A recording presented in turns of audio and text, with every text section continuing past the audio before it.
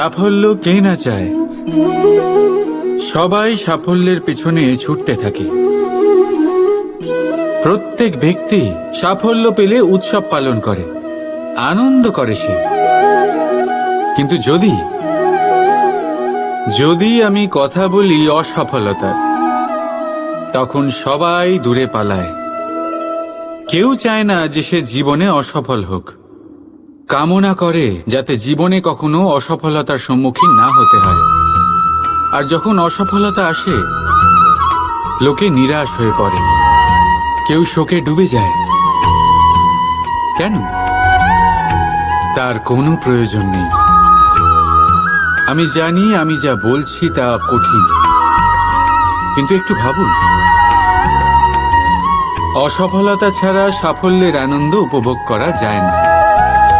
যতক্ষণ না সারাদিন রোদে দাঁড়িয়ে থাকবে, গরম না সহ্য করবে, ততক্ষণ সন্ধ্যার মিষ্টি ছায়ার আনন্দ কি করে পাবে?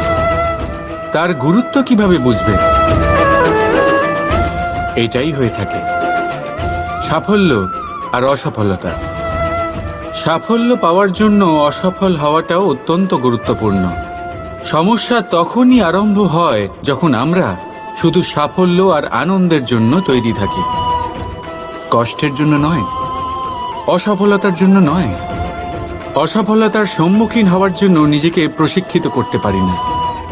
একটা সাধারণ কথা যা আপনাকে আত্মস্থ করতে হবে। হ্যাঁ, যার থেকে আমরা দূরে পালাই, সেই পরাজয়ের সম্মুখীন হতে শিখুন। ব্যাস, দেখবেন আপনি স্বয়ং জয়ী হবেন। রাধা রাধা। এই বৃক্ষ দেখতে পাচ্ছেন আপনি? একদম অটল, সারা দিন কঠোর রোদে দাঁড়িয়ে থাকে, নিচে যে বসবে তাকে ছায়া দিতে। এবার যত সময় বয়ে চলে, ততই এই বৃক্ষের প্রতিটা শাখায় পাতার সাথে সাথে ফুলও ফুটতে শুরু করে, যে ফুল পরে ফলে পরিণত হয়। এবার সময়ের সাথে সাথে যখন ঋতু বদলায়, তখন এই ফল পাড়া হয়, আর কিছু ফল ঝরে যায়। পাতা ঝরার ঋতুতে পাতারাও এই গাছের সঙ্গ ছেড়ে দেয়। কিন্তু এই বৃক্ষ নিজের জায়গাতে অটল থাকে, না ফল আসার উৎসব করে, আর না পাতা ঝরে যাওয়ায় শোক পালন করে। আর সেই জন্যই আমরা বৃক্ষকে পুজো করি, কারণ এই বৃক্ষ নিজের স্থানে অটল থাকে। সেইভাবেই সুখ আর দুঃখ আমাদের জীবনের অভিন্ন অঙ্গ। সুখ আর দুঃখ সর্বদাই থাকবে। সেই জন্য কখনো জীবনে সুখ এলে অহংকারে ভরে উঠবেন না, আর না কখনো দুঃখ এলেই শোক পালন করবেন। কারণ সুখ আর দুঃখ সময়রূপী, জীবনরূপী বৃক্ষের ফল। এইগুলো আসবে আবার যাবেও, কিন্তু সুখে আর দুঃখে যে ব্যক্তি অটুট থাকবে, সেই পূজনীয় হবে। রাধা রাধা। ঈশ্বর, যখনই আমরা ঈশ্বরকে স্মরণ করি, তার কাছে আমরা প্রার্থনা করি আমরা যেন সদা সুস্থ থাকি, এই সংকট থেকে, এই বিপদ থেকে আমরা যেন দূরে থাকি। কিন্তু এ ভীষণ বড় এক ভুল। এখন আপনারা ভাবছেন যে আমি কি সব বলছি। ঈশ্বরের কাছে সংকট থেকে দূরে রাখার প্রার্থনা করা, এ ভুল হয় কি করে? কারণ এই সংকট, এই বিপদ,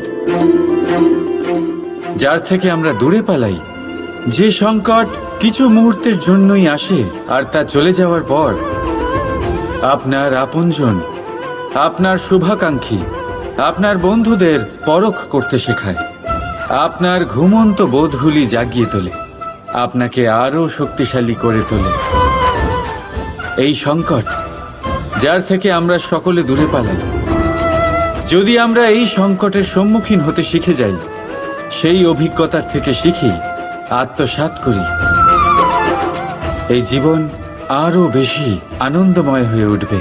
তাই এরপরে যখনই ঈশ্বরকে স্মরণ করবেন, সংকট থেকে দূরে পালাবার নয়, সংকটের সম্মুখীন হওয়ার শক্তি চাইবেন। স্বপ্ন দেখুন আর নির্ভয় সেই দিকে এগিয়ে যান। স্বপ্ন নিশ্চয়ই সফল হবে। রাধা রাধা। রাধার এই হার হঠাৎ করে ছিঁড়ে গেল, সমস্ত মুক্তো পড়ে গেল।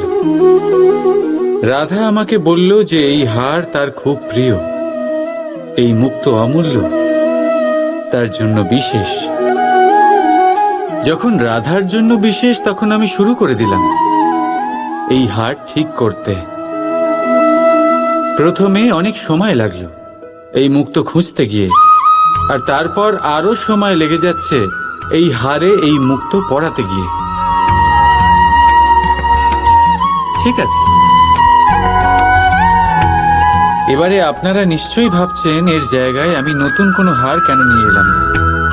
কিন্তু না, কোনো নতুন হার আমার রাধার গলায় দেখে আমার এত আনন্দ হবে না, যতটা সেই হার দেখে হবে যা রাধার প্রিয়, যা আমার রাধার জন্য অমূল্য।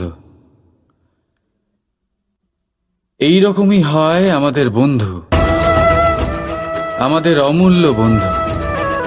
তাই কোনো বিষয়ে যদি পরিস্থিতি খারাপ হয়ে যায়, কথা কাটাকাটি হয়, কোনো কারণে মতভেদ তৈরি হয়, তখন তাদের থেকে দূরে সরে যাওয়া একেবারেই উচিত নয়। বরং চেষ্টা করুন তাদের আবার প্রেমের বন্ধনে বেঁধে নিতে, নিজের কাছে রাখতে। কারণ এই বন্ধন, এই অমূল্য বন্ধু, এদের মাহাত্ম্য জীবনে অনেকটাই আলাদা। তাই আসুন আর ভালোবেসে বলুন, রাধা রাধা। আজ বড়ই কঠিন পরিস্থিতিতে ফেসে গেছি আমি। কখন থেকে এই দুধ মন্থন করেই যাচ্ছি, কিন্তু মাখন কিছুতেই তৈরি হচ্ছে না। হলো?